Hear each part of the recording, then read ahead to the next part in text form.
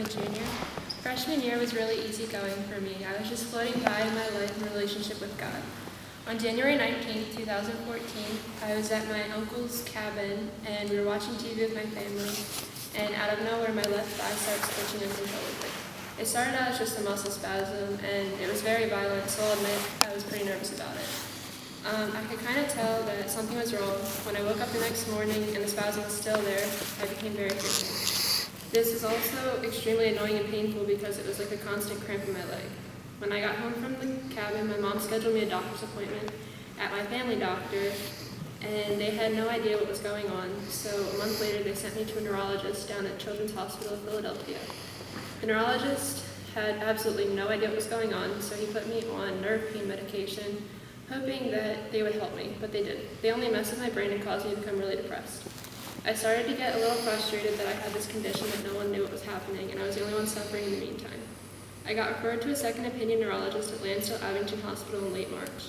This doctor had no idea either, so I was sent for an EMG test to help the neurologist to understand the electrical activity going on with my nerves and the spasm by pushing a series of needles into each of my leg muscles.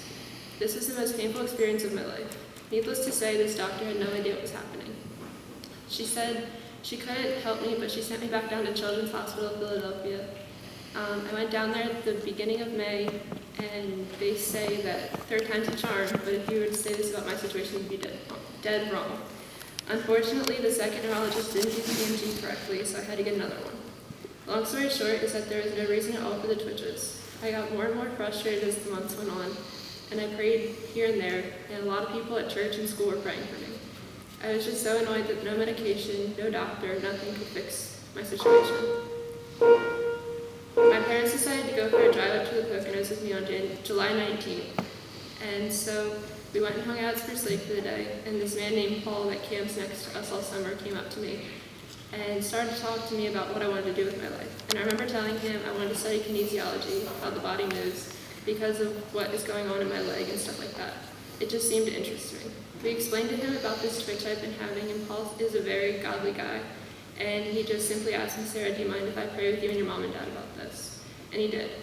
This wasn't a very long prayer, but he said things to God along the lines of, "If it's your will, take this pain and twitch from Sarah. Help her to feel close to you." And I really appreciate this part of that prayer because I personally felt so angry with God that he would let this happen to me. And I felt that God really didn't care about me, but God is good. And in this moment, I knew there was a reason for everything that happened in these last 6 months.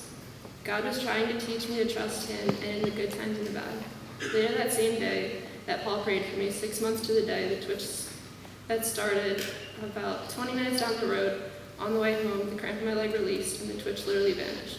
It has not been back since. I heard the Bible verse, Jeremiah 33:3, which says, "Call to me and I will answer you and tell you great and unsearchable things you do not know." This rang so true for me because as soon as I started fully putting my trust in God, he healed me of this situation of pain. Through this, I have learned to trust God through the good and the bad, and I've learned that God is the ultimate healer, and if you truly let go and let God work, he will do amazing things for you.